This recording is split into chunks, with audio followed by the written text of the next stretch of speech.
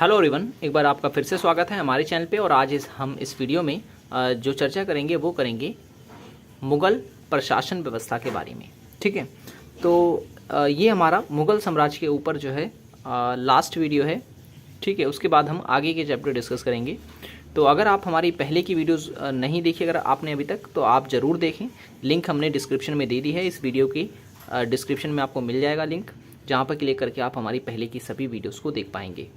और हमारी ये जो वीडियो है ये सभी एग्ज़ाम्स के लिए इम्पॉर्टेंट है, स्पेशली अगर आप तैयारी कर रहे हैं सीटेट की पेपर 2, सीटेट पेपर 2 के लिए, या फिर जो है KVS DSSB के TGT SST वगैरह के लिए, तो आप हमारी वीडियोस को जो है फॉलो कर सकते हैं।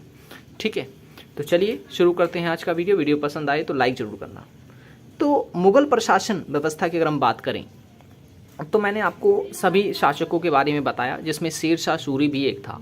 ठीक है, अब शेर शाह सूरी जो था, क्या ये मुग़ल वंश का था? तो नहीं, ये मुग़लों के बीच में आया था। ठीक है, तो ये सूर वंश का कहलाएगा और जो है मुग़ल वंश का नहीं कहलाएगा। ठीक है, तो सूर वंश की स्थापना किसने की थी? तो याद रखना, शेर शाह सूरी ने की थी।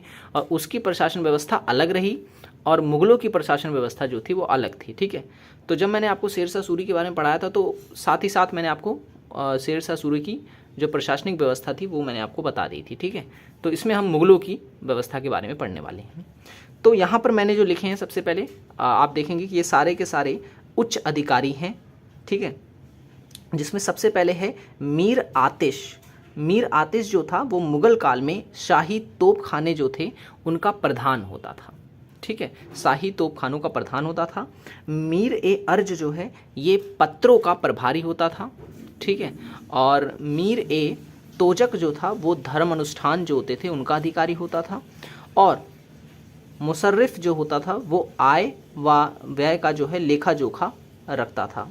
और व्यय की जांच जो करता था उसे कहते थे मुस्तौफी। ठीक है, मुस्तौफी जो थे वो व्यय की जांच करते थे कि भाई कितना व्यय कहाँ पर किया गया। और मुसद्दी जो थे वो बंदरगाहों के प्रमुख होते थे। ठीक है, ये काफ़ी इंपॉर्टेंट पॉइंट है। मुसद्दी का क्या कार्य होता था मुग़ल प्रशासन में? तो याद रखना है आपको, बंदरगाहों के प्रमुख होते थे।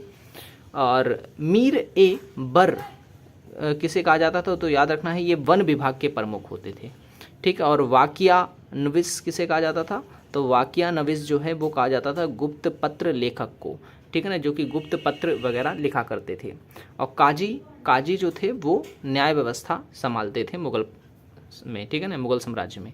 तो ये सभी उच्च अधिकारियों के नाम आपको याद रखने हैं, और जो मैंने ब्रैकेट में उनके कार्य बता रखे हैं ये भी आपको याद होने चाहिए।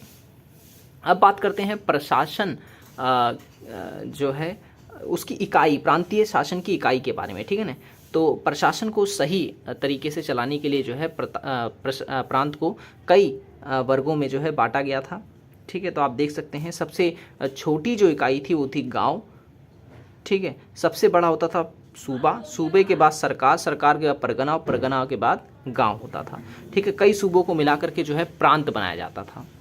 तो अकबर के दरबार में कुल कितने सूबे थे? तो 12 सूबे थे। ठीक है ना, 12 सूबे थे। जहांगीर के दरबार में कितने सूबे थे? तो 15 सूबे थे। शाहजहां के दरबार में कितने सूबे थे? तो वो 18 सूबे थे। और औरंगजेब के दरबार में सबसे अधिक सूबे थे, कितने? तो 21 सूबे थे। ठीक है, ये आपको याद रखना है, एग्जाम में यहाँ से क्वेश्चन पूछा जाता है। उसके बाद अगर हम बात करें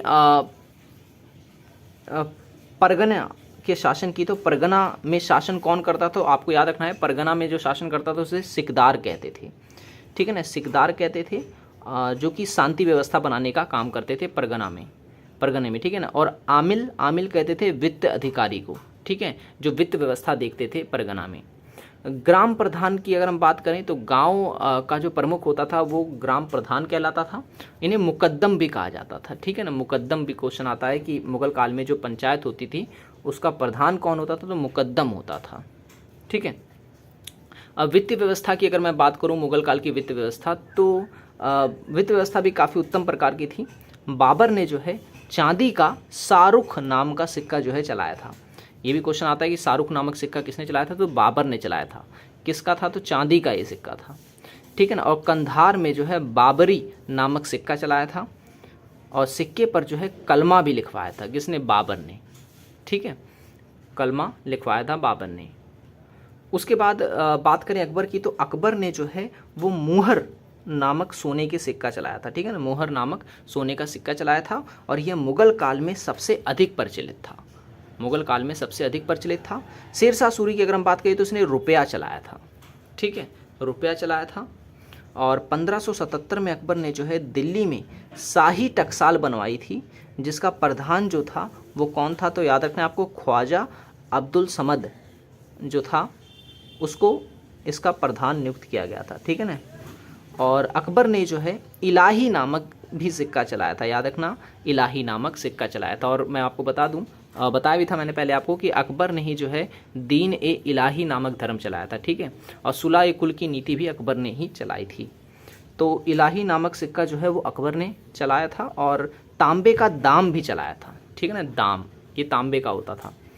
और अकबर ने ही राम और सीता की मूर्ति वाले सिक्के जो हैं वो चलवाए थे, ठीक है ना, यानी कि जो उसने सिक्के चलाए थे उस पर राम और सीता की मूर्ति जो है अंकित करवाई थी।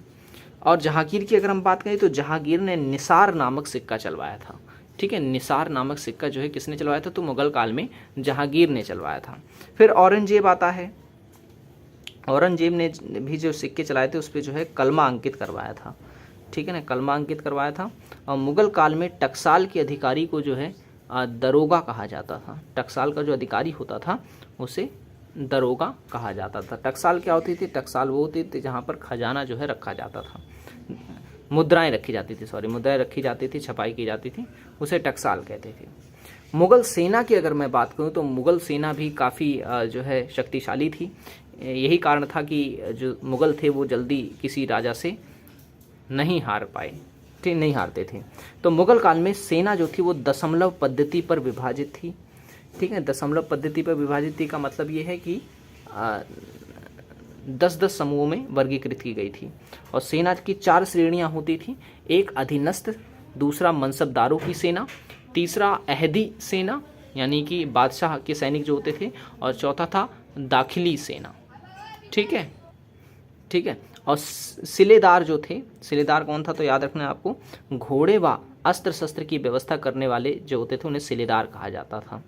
और जिनसी किन्हें कहा जाता था, याद रखना, भारी तोपों कहा जाता था जिनसी, ठीक है। और मीर ए आतिश जो थे वो तोप खाने के प्रमुख अधिकारी होते थे, ठीक है ना, मीर ए आतिश, अभी मैंने आपको शुरू में बताया इसके बारे में, ठीक है ना। और मुगल बादशाह जो थे बुधवार को न्याय करते थे, ठीक है ना, न्याय का हालांकि जो जिम्मेवारी थी वो काजी की हुआ करती थी मुगल काल में, ठीक है, लेकिन मुगल बादशाह भी जो है एक दिन न्याय करने के लिए बैठते थे, तो कब बैठते थे, तो बुधवार को बैठते थे, ठीक है, ये मैंने आपको यहाँ पे लिख दिया है। उसके बाद बात करें मनसबदारी व्यवस्था की, तो मनसबदारी व्यवस्था भी आपको याद होनी चाहिए, ये भी क्वेश्चन पूछा जाता है। एक क्वेश्चन यहाँ से मैं आपके लिए पूछ रहा हूँ कि मनसबदारी व्यवस्था अकबर ने कब शुरू की थी, ये आपके लिए क्वेश्चन है, आप मुझे बताएंगे कमेंट करके इसका आंसर। था क्या इसमें, ये मैं बता देता हूँ। मनसबदारी एक प्रकार का पद होता था मनसबदार का, ठीक है, तो ये पद उसी व्यक्ति को दिया जाता था जिसके पास जात और सवार, यानी कि जात मतलब पैदल सेना और सवार मतलब घुड़सवार सेना 7000 से अधिक होती थी, ठीक है ना। और इसमें भी श्रेणियां बनी हुई थी कि प्रथम श्रेणी का मनसबदार, द्वितीय श्रेणी का मनसब, मतलब जिसके पास 7000 या 7000 से अधिक सेना होती थी उसे प्रथम श्रेणी का मनसबदार कहा जाता था, या जिनके पास 7000 से कम थोड़ी सेना होती थी तो उन्हें जो है द्वितीय श्रेणी का कहा जाता था, और फिर उससे कम वाले को तृतीय श्रेणी का कहा जाता था। इस तरीके से कुल 33 श्रेणियां थी मनसबदार में, ठीक है ना, मनसबदार व्यवस्था में। और ये व्यवस्था जो थी वो वंश अनुक्रम होती थी, वंश परंपरा पर आधारित होती थी, यानी अगर पिता अगर मनसबदार है तो बेटा भी जो है मनसबदार बनेगा। तो मानसिंह जो थे, मानसिंह भी एक मनसबदार थे, ठीक है ना, बीरबल जो थे वो भी मनसबदार थे, ठीक है ना, ये आपको याद रखना है, इसमें यहाँ से क्वेश्चन जो है बनते हैं। तो आज की वीडियो में इतना ही। आशा करता हूँ ये वीडियो आपको पसंद आया होगा। पसंद आया हो तो लाइक ज़रूर कर देना, चैनल को सब्सक्राइब नहीं किया है तो ज़रूर कर लें, ताकि इस तरह की वीडियोस जब जब हम डालें आपको नोटिफिकेशन मिलता रहे। और पहले की वीडियोस देखना चाहते हैं तो लिंक मैंने इस वीडियो की डिस्क्रिप्शन में दे दी है, क्लिक करके आप हमारी पहले की वीडियोज़ को देख पाएंगे। और ये वीडियो हमारी सभी एग्ज़ाम्स के लिए इंपॉर्टेंट है। आप किसी भी अगर एग्ज़ाम की तैयारी कर रहे हैं तो स्पेशली सीटेट पेपर 2 के लिए, और DSSB TGT SST, EMRS TGT SST, KVS TGT SST वगैरह के लिए भी आप हमारी वीडियोस को फॉलो कर सकते हैं। ठीक है, कोई भी डाउट हो तो कमेंट बॉक्स में ज़रूर बताएं, अगर कोई गलती भी हुई होगी तो भी मुझे कमेंट बॉक्स में ज़रूर बताएं। मिलेंगे अगली वीडियो में। Thanks for watching this video.